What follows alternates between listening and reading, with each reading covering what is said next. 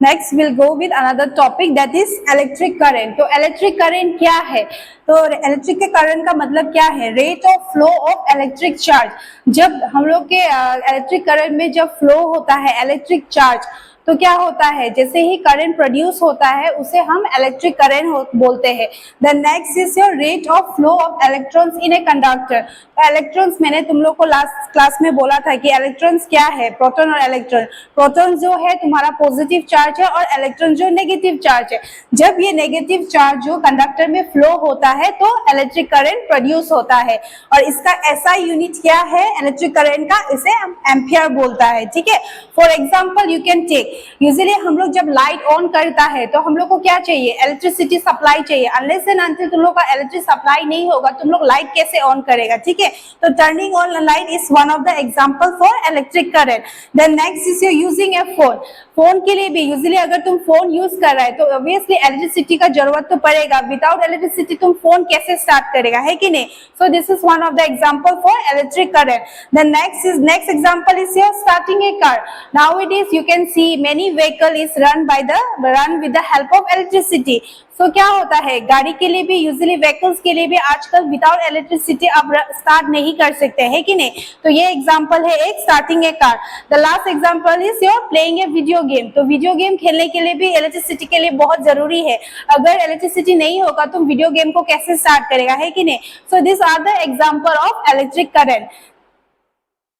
Next will go with the symbols of electric component. So symbol क्या है? Usually हम लोग इलेक्ट्रिसिटी में कुछ सिंबल्स डिनोट करता है, जिससे हम लोग को पता चल जाएगा कि ये सिंबल जो इस चीज को हम लोग डिनोट करते हैं। ठीक है, जैसे इलेक्ट्रिक सेल, इलेक्ट्रिसिटी का सिंबल्स क्या है?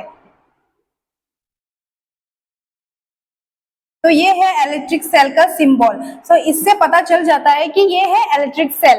तो नेक्स्ट है तुम्हारा इलेक्ट्रिक बल्ब। तो इलेक्ट्रिक बल्ब का सिंबल यूजुअली ऐसा होता है। ठीक है, ये है सिंबल इलेक्ट्रिक बल्ब का। यूजुअली आपने बल्ब में देखा होगा, जो घर पे हम लोग बल्ब यूज करता है वहां पे इस तरह का एक सिंबल होगा, जिससे हम लोग को पता चल जाएगा कि ये इलेक्ट्रिक बल्ब का सिंबल है। Then next is your switch off position. तो स्विच ऑफ पोजीशन का सिंबल यूजुअली ऐसा होता है। ठीक है, तो ये है तुम्हारा स्विच ऑफ पोजीशन। जब अगर कुछ ऑफ करना है तो उसका जो सिंबल यूजुअली ये होता है। ठीक है, तो नेक्स्ट है स्विच ऑन पोजीशन। तो स्विच ऑन का पोजीशन यूजुअली ऐसा होता है। ठीक है, then next is your battery. तो बैटरी का यूजुअली सिंबल जो ऐसा होता है। ठीक है, तो ये है बैटरी का सिंबल्स। यूजुअली आप देखा होगा रिमोट्स में जो हम लोग बैटरी यूज करते हैं, इवन बहुत कुछ टॉर्च लाइट के लिए जो हम लोग बैटरी यूज करता है, यूजुअली बैटरी में देखना ऐसा सिंबल जो दिखाई आपको देगा। तो इसका मतलब समझ जाना ये बैटरी का सिंबल है। तो नेक्स्ट है वायर। वायर का यूजुअली सिंबल स्ट्रेट ही होता है। ठीक है, तो ये है सब symbols of electric component. Next we'll go with types of electric current. So usually in electric current there is two types, AC and DC. AC is your alternative current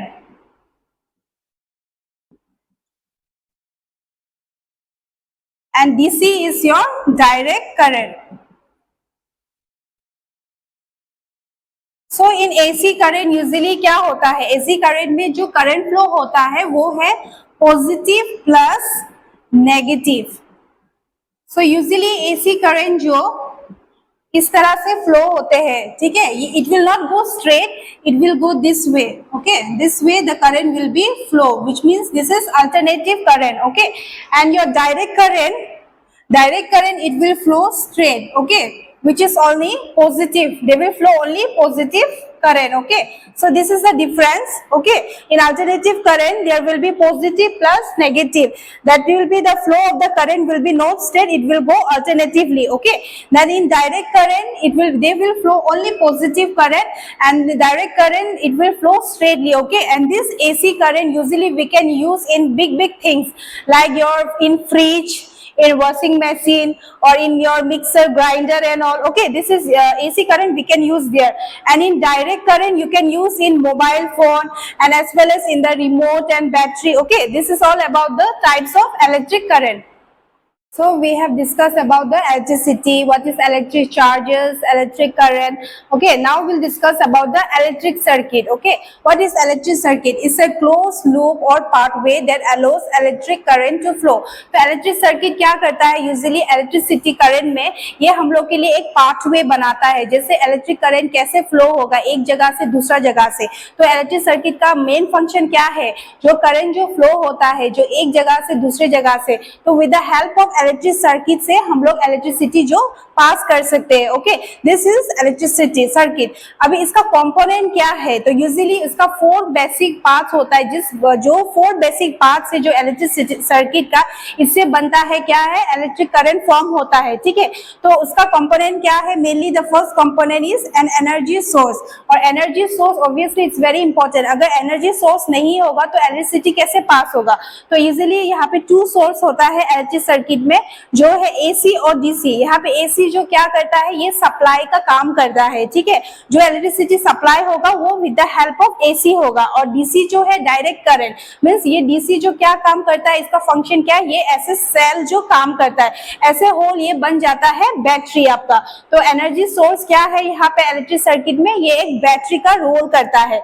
then next is your conductor wire. Obviously एक wire का जरूरी बहुत है, अगर wire नहीं होगा तो electricity कैसे पास होगा, है कि नहीं? तो conductor wire also is very important for electric circuit.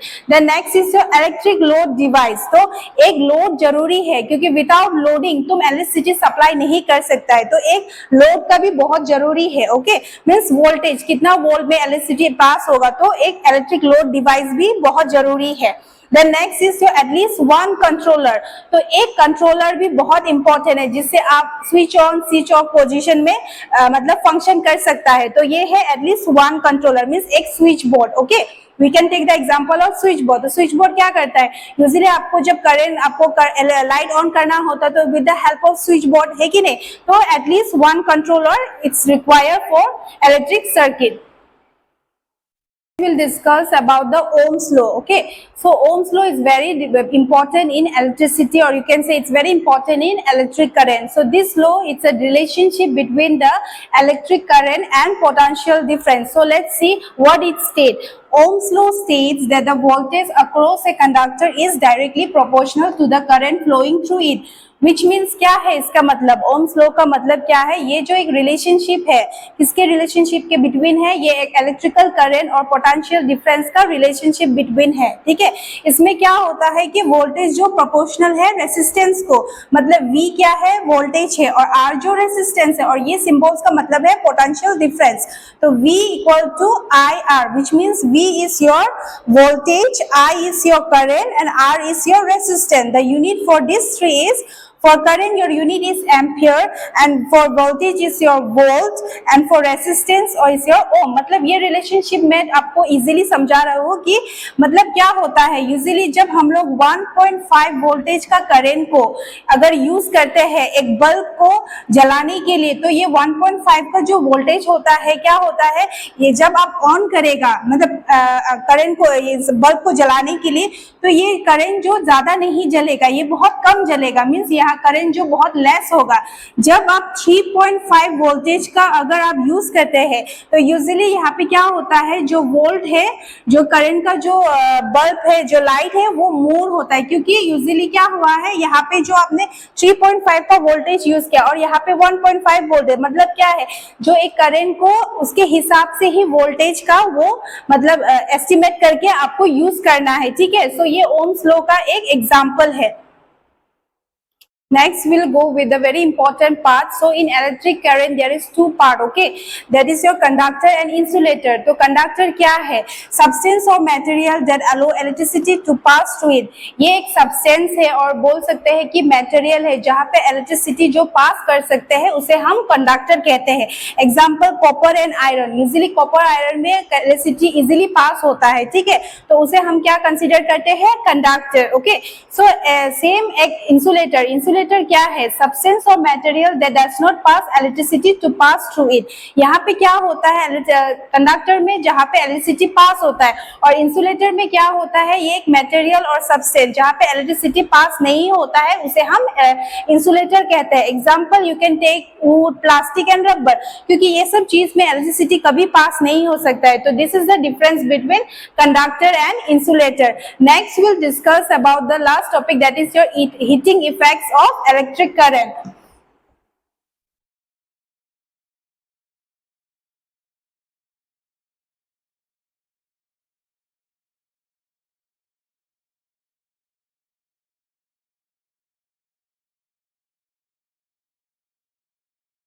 So next, the last topic is your effects of electric currents. Okay, there are mainly three effects of electric current. There are mainly three. The first one is your heating effect.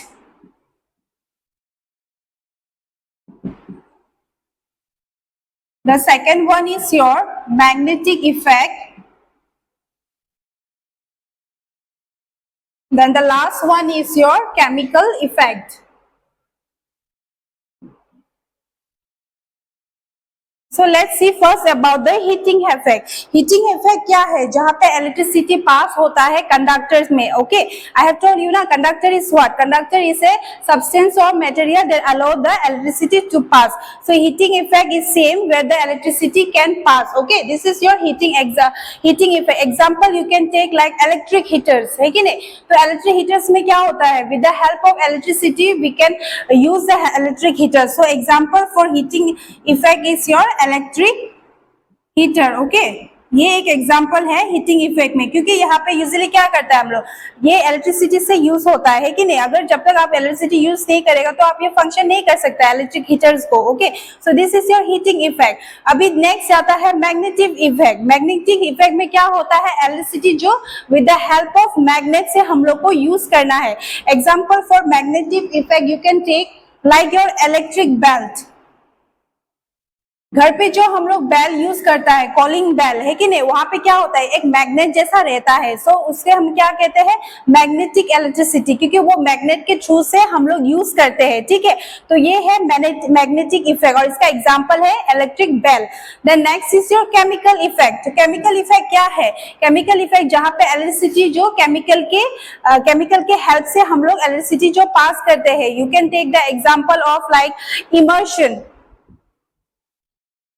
Usually हम लोग पानी boil करने के लिए, जब हम लोग पानी बॉईल करते हैं, क्या करता है? जो पानी जो बबल्स आता है, okay, that is your chemical effect. Okay, this is all about the effects of electric current. So class today we have studies about the electricity, what are the types of electricity, about the electric circuit, electric wire, electric current. Then next we have studied about the Ohm's law. Then lastly we have studied about the conductor, insulator, and about the effects of electric current. Okay, so I hope you have understand. If you have any doubt, you can contact me. Thank you.